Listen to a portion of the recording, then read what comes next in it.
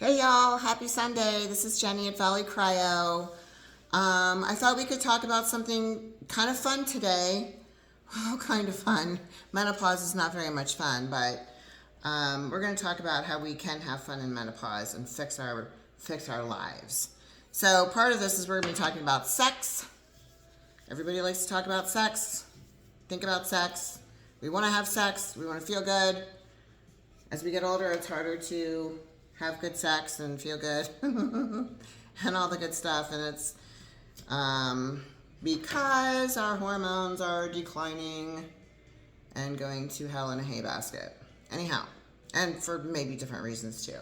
So, but let's start with menopause, ladies. The average woman that comes in here is between the ages of 42 to 65.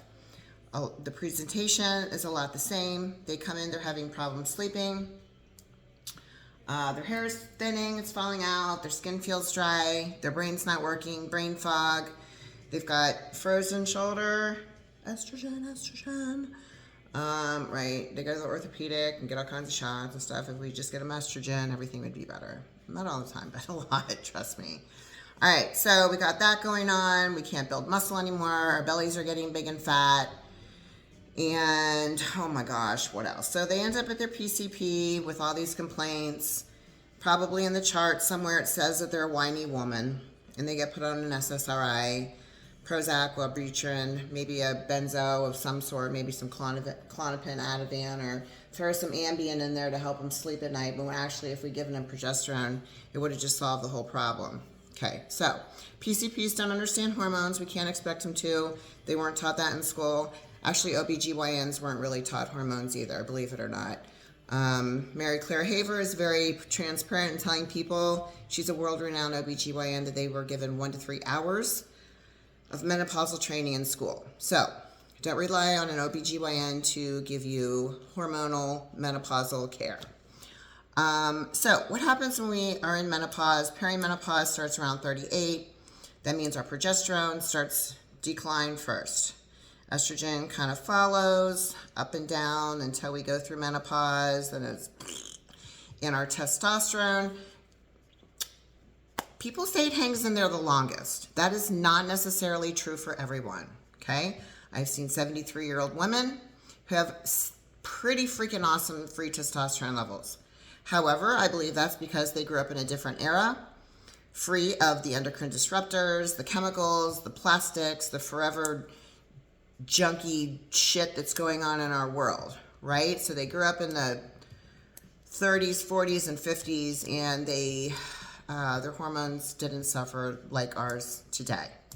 Especially our young people in the 20s and 30s, they are really screwed. Men's testosterone levels are lower than ever for a variety of reasons, but for mostly the ones that I just said. So by the age of 51, we pretty much, as a woman, have lost all of our hormones. Not all. Some women go through menopause later. Don't think this is a blanket statement, but on average, 51 years old. 12 calendar months without a period is considered menopause. Then we are postmenopausal. For those of you out there who think you are through menopause, it's over, I hate to break the news to you, you're in menopause for the rest of your life. We don't one day is where the 12-month day ends, but we are like postmenopausal forever. So then we have the option to replace our hormones. And unfortunately, the Women's Health Initiative study done 20 years ago was very poorly run. It was done on a group of women 65 years and older, already with pre-existing metabolic issues, so on and so forth, and never been replaced with hormones. We put them on synthetic hormones, synthetic progestins, synthetic estrogens. And so what do you expect is going to happen when you give horse urine, synthetic hormones, to humans? Probably not the best things. So anyway, a very small arm showed a little increase in cancer. But synthetic hormones were used just this last year. They have recanted, said we are really sorry that basically, in essence, the study was really poorly run and it was flawed. But they didn't announce that to the world. So we have a lot of women running around completely misinformed, saying, I'm going to get blood clots, I'm going to have a stroke, I'm going to get cancer because I decided to go on hormones. There is a very, very small percentage of people who are not eligible for hormone replacement. I'm not going to get into that right now, but just because you've had cancer in the past does not mean that you are not a candidate for hormone replacement. Find a doctor who knows what the heck they're talking about, okay? Because 9 times out of 10, 99.9% of the time, you're going to go to a PCP and they're going to be, well, you had cancer, you can't have hormones. Find somebody else. Do your research. Find somebody smart. So we have the option in menopause to replace our hormones. And when we replace our estrogen, our brain starts working again, our mood stabilize, the adipose tissue on our stomach starts whittling down. We replace our cholesterol levels, start coming back to where they're supposed to be. Insulin resistance starts to reverse itself. We replace our testosterone. Our muscles start to get bigger and grow again.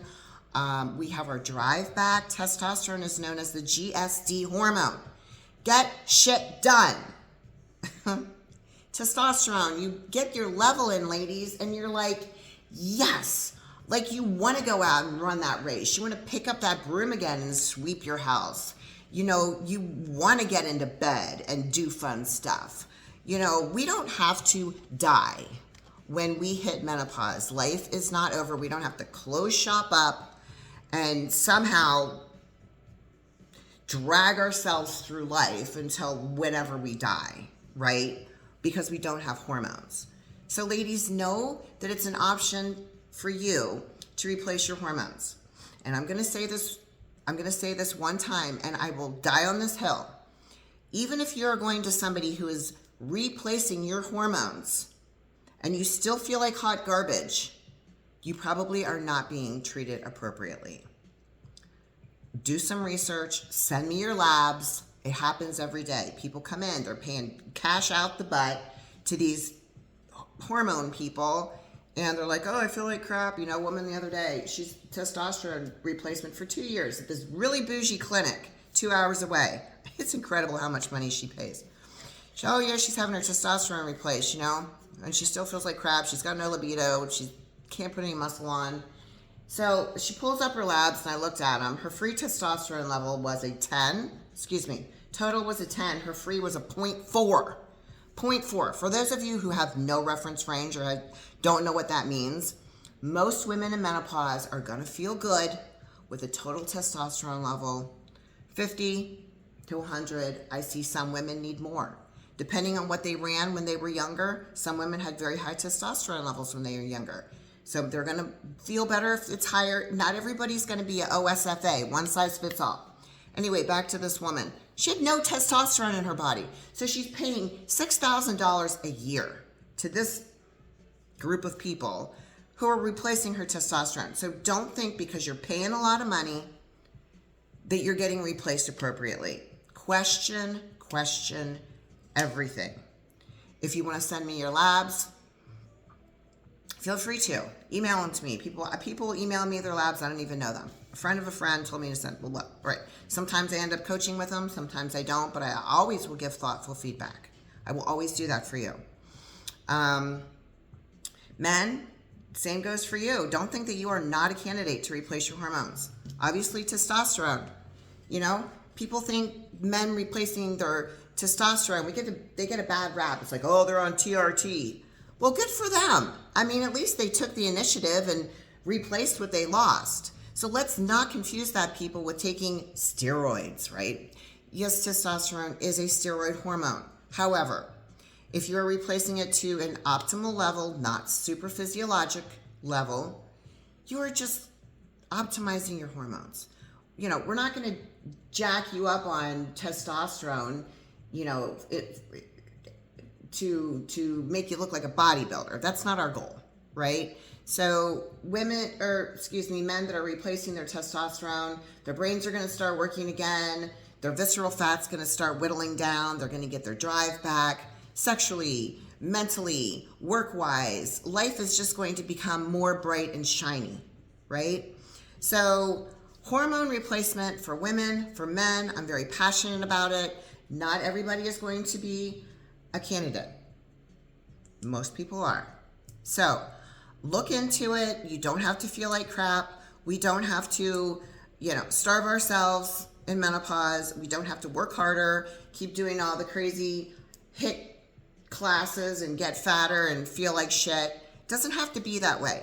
Let's be mindful of what we're putting in our bodies, of course. We want to do all the lifestyle things. We want to do the red light. We want to look at the sunshine. We want to not wear sunglasses. We want to put our feet on the earth. All the things we call it. We want to do all the good stuff, the nutrition, the food. But we also want to look at optimizing hormones. If we want to be a super ager, if we want to feel good, we don't want to get osteoporosis, we don't want all of our shit to fall apart, look at replacing your hormones. For those women in menopause that have not replaced their hormones and they're kicking ass and taking names, please leave me a comment. Let me know how you're doing it. Not if you're 54 years old. I don't want to hear from you. I want to hear from the 70-year-olds. Let me know how you're doing it, right? If your bones are strong and they're not brittle and you are climbing mountains, I want to know your secret without hormones. Anyway, as always, thanks for listening. Next time, I think we're going to talk about thyroid because that is a piece that often gets overlooked. People got the hormones in place, all the lifestyle factors, and they still are not thriving. We need to look at other things. We need to look at the thyroid. 99% of the time, people come in, their thyroid is not being tested appropriately. The markers that we need to see are not being tested. Shoot me a DM. Let me know if that is something that you think that you're struggling with. I will let you know what markers you need to check. Again, it's always fun talking with you. If there's any topics you'd like me to cover, shoot me a message. I just had a message the other day. They liked my last one. They wanted me to talk about hormones. So here I am today. This is probably the thing that I am most passionate about. And so I talk about it all the time. Anyway, anything else you'd like to talk about, send me a message and maybe we'll cover it. Okay. Well, I hope you guys have a wonderful afternoon and I will talk to you later.